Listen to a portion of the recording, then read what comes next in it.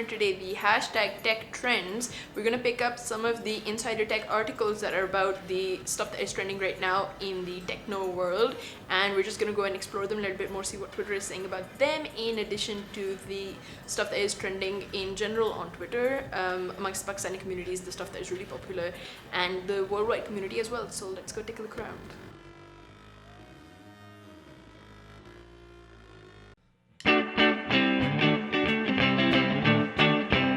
This is just about the article that the tech insiders on Twitter posted on their channel, which talks about the animation that went into Hank, the mimic octopus, who is going to be a character in the Finding Nemo Part 2 series. So apparently the animation that went into making the Hank octopus, it took something like 6 months, or it took something like 2 years to even come up with just shooting one scene, or 6 months for the engineers working in the software animation stuff, which is behind the scenes with the movie. There's so many videos that kind of go into details into how the stuff works. Well, it kind of sheds light on how difficult the process would be. I mean, the fact that, as the animators point out, with a human elbow which kind of like bends or does that, that's not what an octopus does. It kind of like unfurls. This is an octopus walking on land. It's horrifying looking. Yeah.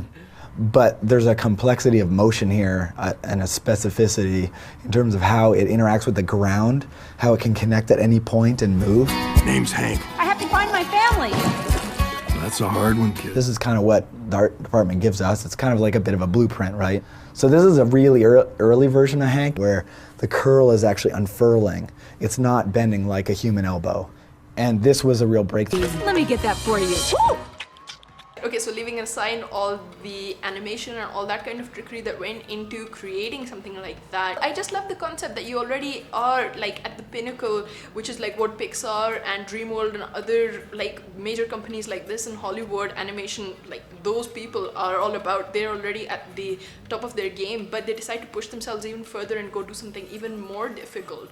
I love that. That's innovation, and that's what you need to keep doing. Well, just leaving aside all the matrixy stuff that went into creating the character of Hank, and of course all the others, I love that you have a character who, the mimic octopus on its own, well, basically what the mimic octopus does is, and everybody knows this from probably programs like Discovery Channel, an octopus is kind of one of those really interesting alien looking animals. It has been the subject of extensive research and documentaries. We know a lot about it, and just knowing that it can kind of camouflage itself a bit like a chameleon, and it can take on the pattern or the colors and that kind of stuff of its immediate like background or foreground. I think it can even like pattern itself like the fish it's placed next to. Imagine how much fun you can have just with a character like that, especially a comedic character. Incidentally, the octopus is one of my favorite creatures, non-human creatures, and partly because I just love its intelligence and the fact that it looks so odd. FYI, I love to eat it as well. There's just nothing about an octopus I don't like.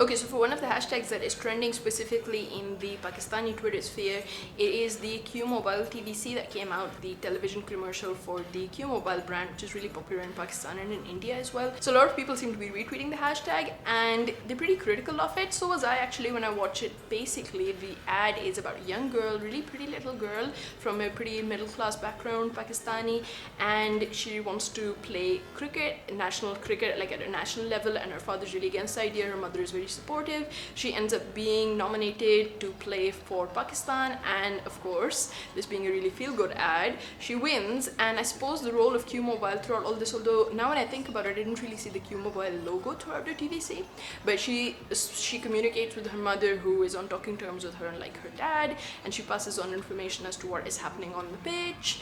I think cricket has a pitch, field, ground, cricket ground, yeah. So she passes on information on like what the names of her teammates are, and they keep taking selfies. So Q Mobile has this big role to play in kind of like bridging the gap between the father and daughter, and that is the logo of QVC as well. Well, the one thing that I did like about the ad was in fact the logo that the Q Mobile company has, which is, it's really subtle. It goes towards the end of the ad, and it's just like, because it's a new era, so we've got to have like new attitude attitudes. That's kind of the message behind it. I love that message. That is what I'm all about as well. But the TVC for me was pretty lacking. It was supposed to be, I think they kind of like were cashing in on this whole feminism, female empowerment thing by saying, you know, you can be whatever you want, even if you're a girl, you can play cricket. But I thought it was still portraying women as very subservient, the way the mother's relationship was with the father, although I have to say the father was incredibly handsome. Well, also the fact that Sarah is going off to play cricket and she's not doing something like, becoming a stage dancer or something, that would have been a really different ad. I think part of the reason why a lot of people feel, Pakistanis would feel a lot of sympathy towards the characters in the TVC is they think, well, it's such a wholesome, healthy activity, so we'll kind of support it. Again, it's not really female empowerment because in a way it still is culturally acceptable, especially after she starts winning.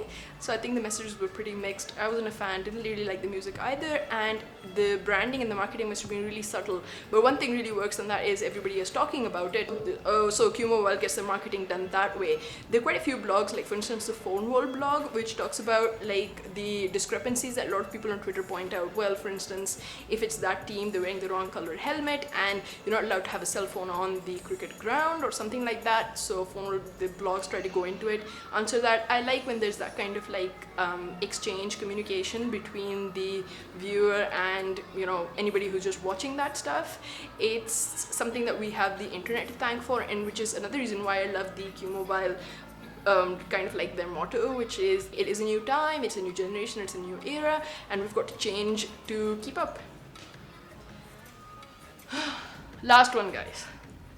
Okay, so that was all the stuff that is the most popular this morning. Let's keep an eye on the trends, see how stuff changes, and meanwhile it is a bye-bye from me, Mombi, and join me again in taking another look around later.